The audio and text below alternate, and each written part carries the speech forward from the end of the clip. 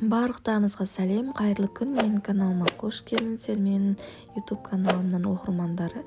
Бүгін біз ауызашарға оразаға өте дәмді әрі жеңіл, тез дайын болатын күріш пен подливтан тамақ дайындайтын боламыз. Ол үшін менімен бірге видеоның соңына шейін болыңыздар. Қызып тұрған майымызға туралған етімізді салып, суы тартылғанша қуырып аламыз. Суы тартылған соң тағы да бір пиала суымызды құйып, бұқтырып қоямыз, бетін жауып. Етіміз бұқтырылып тұрған кезде 1 шай қасық ұнға 2 шай қасық томатымызды салып, 1 пиала суымызды құйып, қою томат пастасын жасайтын боламыз.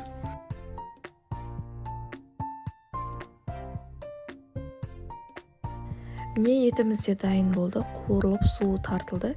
Енді етіміздің үстінен туралған пияз бен сарымсағымызды салып 2-3 минут тағы да қуырып аламыз. Қуырылған ет пен пияздың үстінен 1 немесе 2 ас қасық соя тұздығын қойып, тағы да жақсылап қуырамыз. Оның үстінен сәбізімізді салып, тағы 2-3 минут қуырамыз. Қуырып болған соң жаңағы дайындалған қою томат пастамызды құйып, қуырып аламыз. Оның үстінен картошкамызды салып, тағы да 1-2 минут қуырамыз.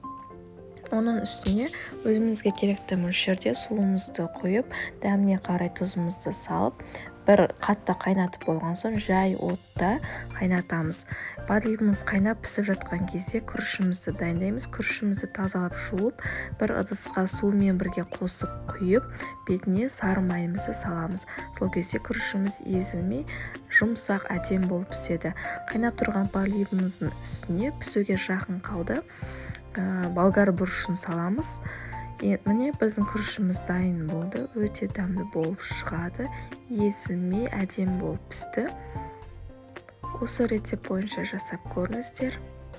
Күрішіміз де пісіп шықты, подливіміз де дайын болды. Көріп тұрғандарыңыздай өте әдемі, түсі де керемет болып шықты. Қазіргі таңда хит болып жатқан түрде салып көрсетемін күрішімізді. Үлкен кесеміздің ортасына одан кішірек пиаламызды салып, шет-шетіне күріштерімізді салып шығамыз.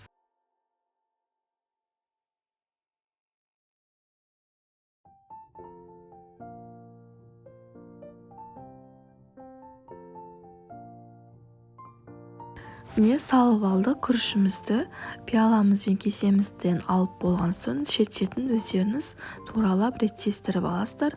Ортасына, дәл ортасына жаңағы дайын болған подливімізді саламыз. Өздеріңіздің қалауларынша беттерін сәндеп, майонез немесе аскөк, пияз сала беруге болады. Осы рецепт бойынша жасап көріңіздер. Өте дәмді болып шығады, әрі түрі де әдемі болып көрінеді.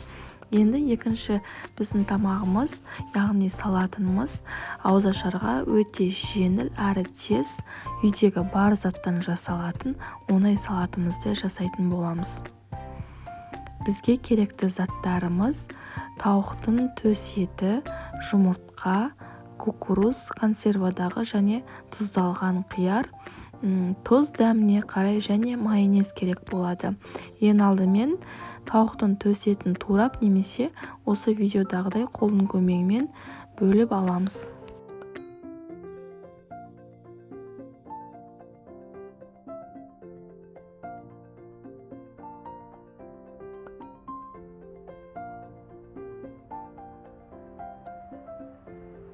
Етімізді дайындап алдық. Енді қайнаған жұмыртқамызды соломка етіп, яғни түзу жіңішке етіп турап аламыз.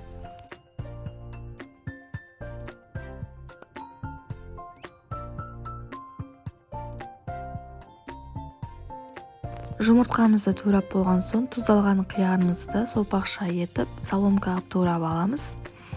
Барлық туралған дайын болған заттарымызды ыдысымызға салып, оның үстіне жаңағы консервадағы кукурузымызды салып, дәміне қарай тұзымызды және майонезімізді салып, жақсылап барлығы бір-біріне біріккенше араластырып аламыз.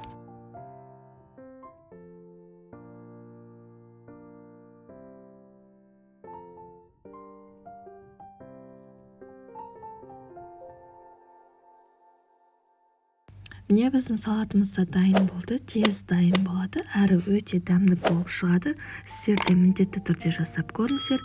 Менің каналыма тіркелмеген болсаңыздар, тіркеліп лайк басып комментарий жазып менің каналымның дамуына үлестеріңізді қоса кетіңіздер. Алдын ала рахмет. Келесі видеода жолыққанша сау болыңыздар.